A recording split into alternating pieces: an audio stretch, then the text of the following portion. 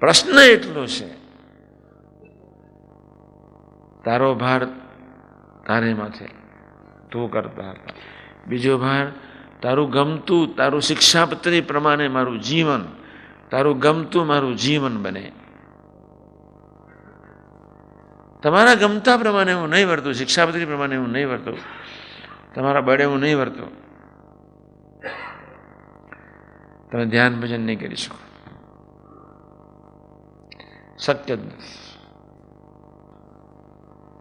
બીજો મુદ્દો છે ગમતા શિક્ષાપત્રી પ્રમાણેનું જીવન, સત્પુરુષના ગમતા પ્રમાણેનું જીવન. હા, બીજો મુદ્દો છે. ત્યાં બંધ કરી દેવાની, લોક કરી દેવાનું.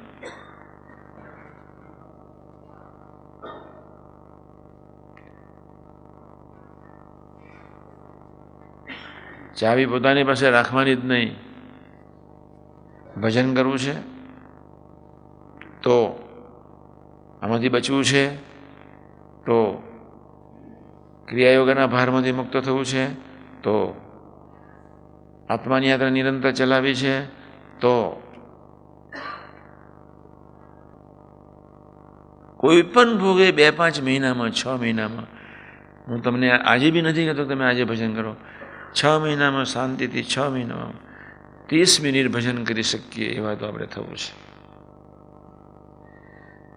અને એ 30 મિનિટનું અજસ તમારું હૃદય બદલી નાખશે, તમારા ભાવો બદલી નાખશે, વિચારો બદલી નાખશે, તમારા વર્તનથી સત્સંગનો વિકાસ થશે. કોઈને કશું કહેવું જ નહીં પડે, ઓટોમેટિક તમારી સાથે બધાને પ્રીતિ થશે.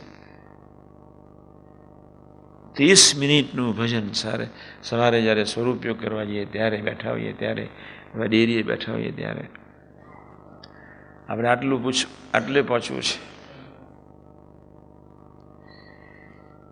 જે સાધુ 30 મિનિટનું ભજન નહીં કરી શકે, જે કાર્યકર્તા અમરીશ 30 મિનિટનું ભજન નહીં કરી શકે,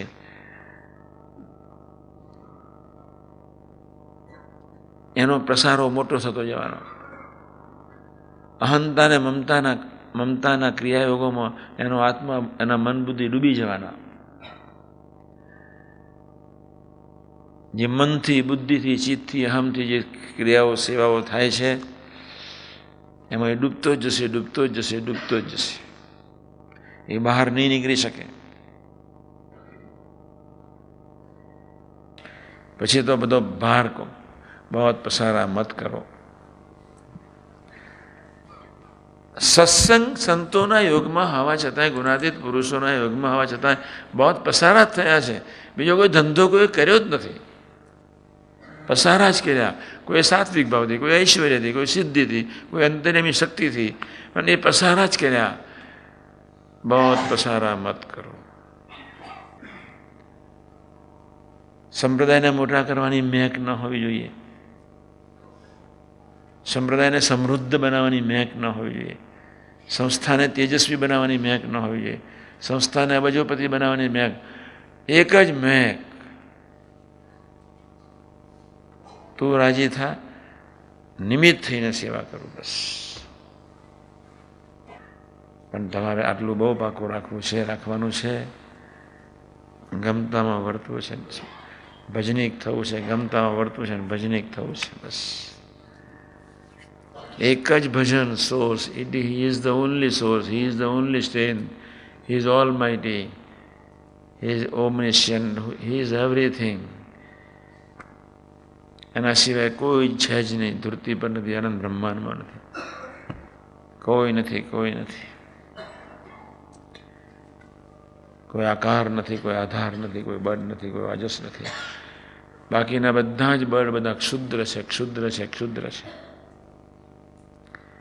આપણે એની વિરાટ શક્તિમાં નાહવું છે, એના અનંતતામાં નાહવું છે, એના અનંત ઐશ્વર્યમાં નાહવું છે, એના અનંત સુખમાં નાહવું છે, એના અનંત આનંદમાં પ્રવેશવું છે, એના અનંતતામાં પ્રવેશવું છે.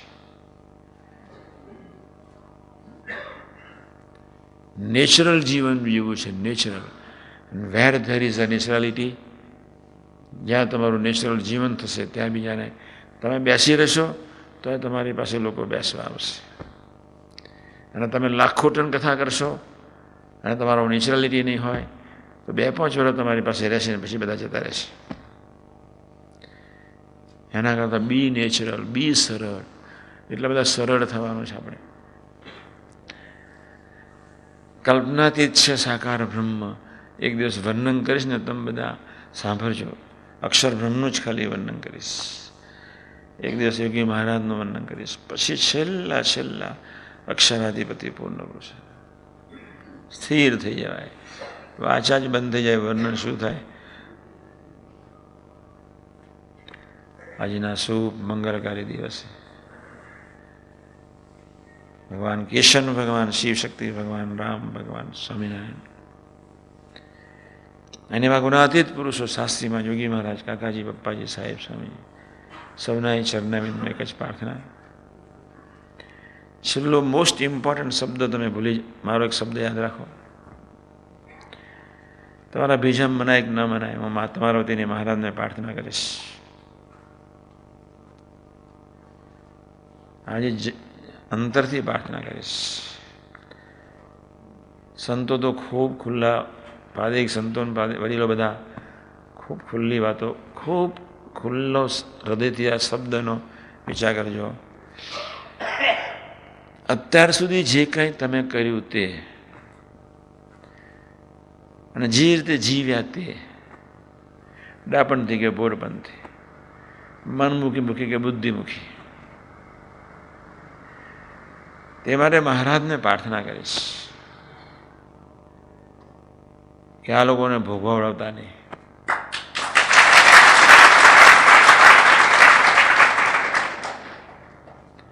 પણ હવે એવો ઉદ્યોગ આપજો અને નપાસ થતા હોય તો કોકના મારફત ગોદો મરાવડાવજો કે બિચારા ડાયા થઈને રોડ પર ચાલે.